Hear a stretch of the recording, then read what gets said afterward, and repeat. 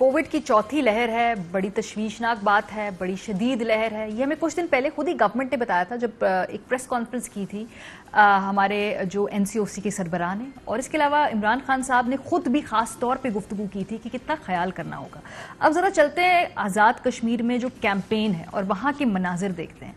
दिन में 5 से 6 एवरेज जलसे होते हैं। आज ही का सिर्फ जायज़ा लेते हैं। एक जलसा किया है इमरान खान साहब ने, एक जलसा किया है आसिफा भुट्टो जरदाई साहिबा ने, और मरियम बीबी 2 से 3 जलसे एवरेज पर डे करती हैं। अब ज़रा खान साहब का आपको दिखाते हैं जो जलसा है पीटीआई का। स्टेज के ऊपर जो लोग मौजूद हैं, कितने लोगों ने वहाँ पर मास्क पहना हुआ है ये खुद ही देख लीजिए, और जो क्राउड में लोग हैं उसमें किसी ने अगर आपको शाज़ो नादर कोई मास्क पहना हुआ नज़र आ जाए तो प्लीज़ ज़रूर बता दीजिएगा।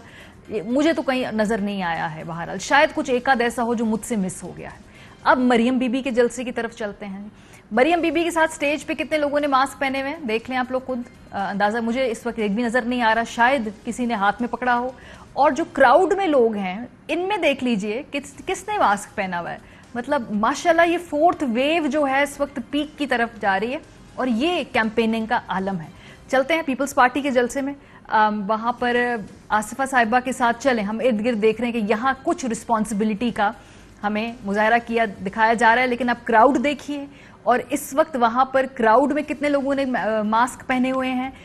दिन में एवरेज 6 से 7 जलसे कुल मिला के तमाम जमातें करती हैं। और वहाँ के स्टैट्स हम आपको अगर दिखा दें, गिलगित में इस वक्त 23% जो है मस्बत है शरह, मुजफ्फराबाद 21%, स्कर्दू 21%, आज़ाद कश्मीर 16.30%, कराची में, रावलपिंडी में, पेशावर में।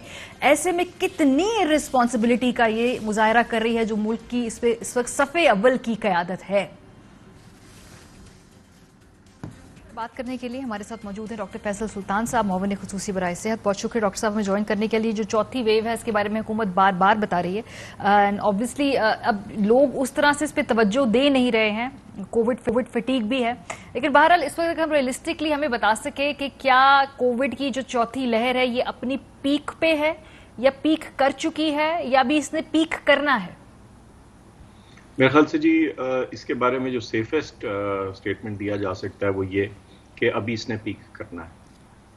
अच्छा, पीक करना है, क्योंकि जो नंबर्स हमारे सामने आ रहे थे खास तौर पे सियाहती मकामात से, गिलगित में 23% है, मुजफ्फराबाद में 21% है, स्कर्दू में 21% है, कराची में हमारे पास 20%, रावलपिंडी 11.9, पेशावर 9.42, यानी ये सुपर जाएगा अभी खुदा न खास्ता।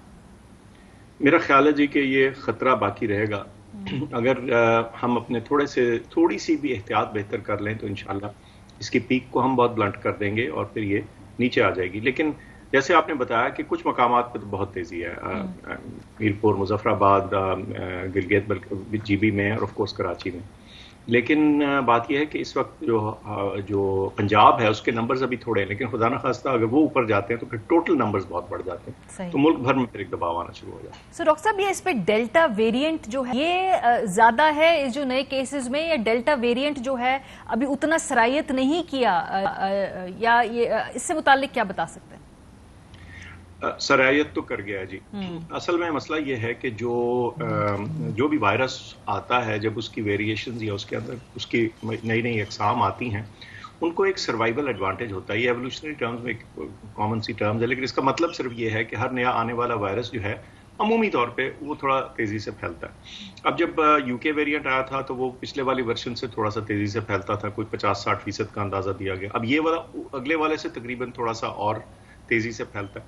तो होता है कि जब वो थोड़ी सी तादाद में भी वायरस आ जाए तो फिर मुआशरे में अगर बद एहतियाती चल रही हो तो नेचुरली वो फिर फैलता है। एक तो ये बात, लेकिन साथ साथ ये कहता चलूं कि देखिए वायरस की नई किस्म अपनी जगह, लेकिन अगर एहतियात और डिसिप्लिन थोड़ा चल रहा होना तो फिर फैलाव में बहुत वाज़ेह रुकावट आ जाती है।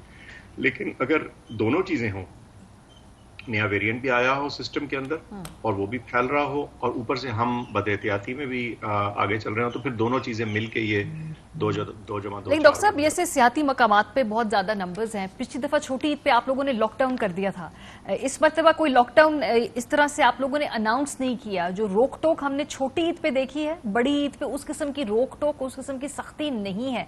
ये खतरनाक तो नहीं हो जाएगा? ٹھیک کہہ رہی ہیں آپ کہ جس قسم کی روک ٹوک چھوٹی عید پہ ممکن ہوئی وہ ابھی تک یہاں نہیں ہوئی. اس میں اس دفعہ تھوڑی سی اضافی چیزیں کرنے کی کوشش کی گئی ہے. اس میں سب سے اہم یہ ہے کہ چونکہ اب ویکسین فریلی اویلیبل ہے اور بہت سے لوگوں کو لگ بھی چکی ہے، تو ہماری پھر تاکید ہے کہ سیاحتی مقامات پہ جاتے وقت کم از کم وہاں جو ہوٹلز ہیں وہ بھی چیک کریں، اور جو ہمارے ایڈمنسٹریشن ہے وہ بہت اسٹرکٹلی اس کو کیجولی نہ لیں، اس کو بہت اسٹرکٹلی انفورس کریں.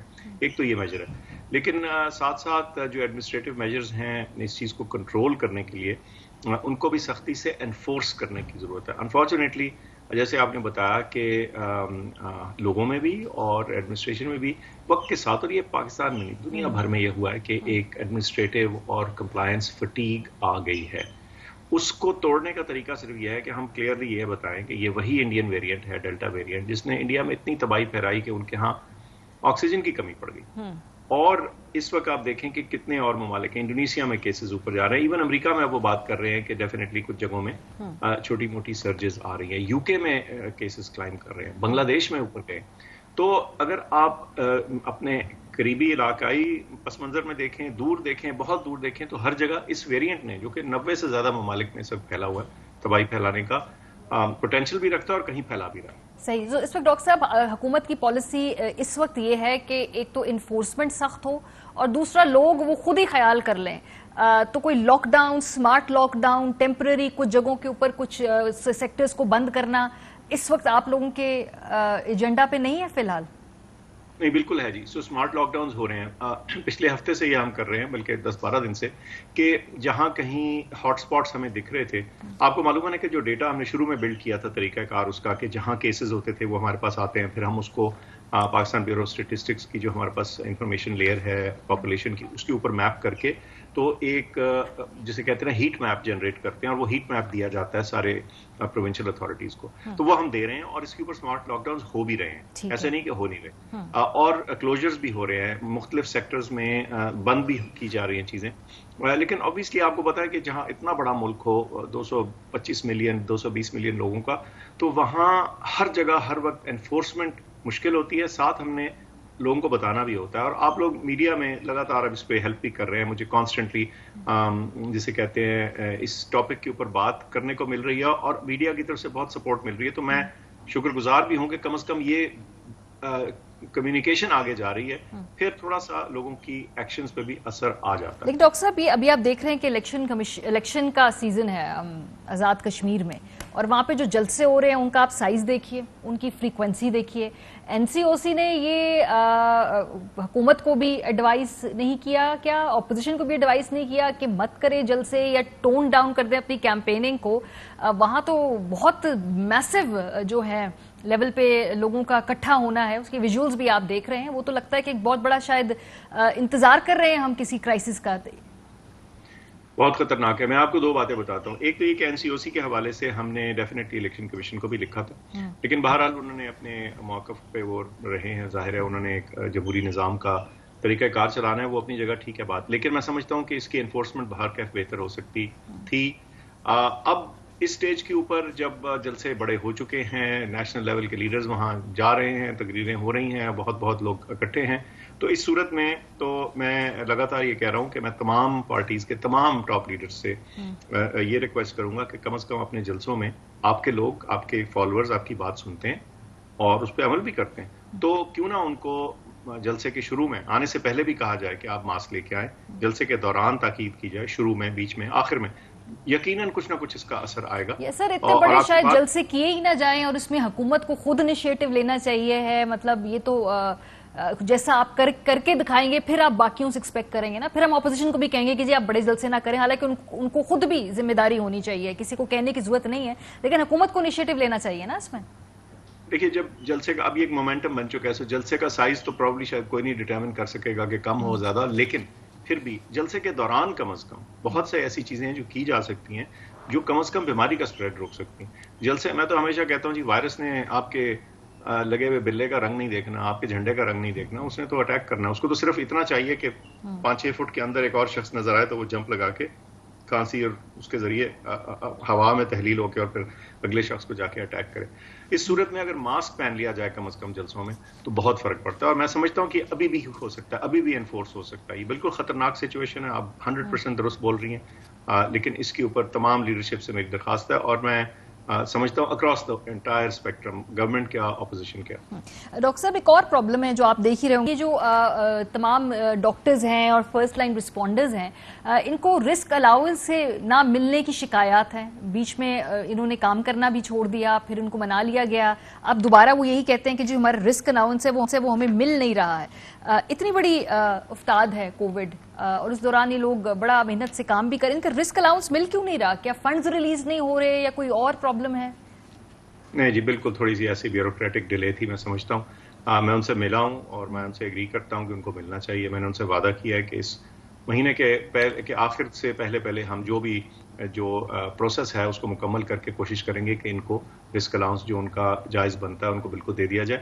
ہماری صرف کوشش یہ تھی کہ ٹارگیٹڈ ہوں ان لوگوں کو جنہوں نے واقعی سب سے زیادہ فرنٹ لائن میں کام کیا. پچھلی دفعہ تھوڑی سی آپ کو پتہ, جب اس طرح کا الاؤنس جائے تو تھوڑی بہت شکایات آ جاتی ہیں کہ کسی صحیح کو نہیں ملا اور کسی اور کو مل گیا, تو ان شکایات کو دور کرنے کے لیے تھوڑی اضافی ڈاکیومنٹیشن کی جا رہی تھی. اس وجہ سے کچھ دیر ہوئی, لیکن بہرحال دیر درست نہیں تھی. میں تو سب سے مانا ہے ان کے سامنے بھی اور آپ کے سامنے بھی کہہ رہا ہوں کہ اس میں ڈیلے نہیں ہونی چاہیے تھی, اور اب میں اس کو ذاتی طور پر پرسو کر رہا ہوں. انشاءاللہ وقت کے اوپر ان کو الاؤنس مل جائے گا. ٹھیک ہے, بہت شکریہ ڈاکٹر فیصل سلطان. اہم ترین خبریں اب ایک کلک کی دوری پر. آپ کے پسندیدہ ٹاک شوز ہوں یا اہم ملکی یا غیر ملکی شخصیات کی نیوز کانفرنسز, ہر لمحہ باخبر رہنے کے لیے سبسکرائب کریں ہمارا YouTube چینل. موسم کی صورتحال ہو یا کھیل کے میدان سے خبریں, اپنے موبائل فون سے ملکی اور بین الاقوامی اہم خبروں تک رسائی کے لیے ڈاؤن لوڈ کیجیے موبائل ایپ. باوثوق ذرائع سے مصدقہ خبروں, تجزیوں اور تبصروں سے مستفید ہونے کے لیے وزٹ کیجیے پاکستان کی سب سے بڑی نیوز ویب سائٹ www.arYnews.tv.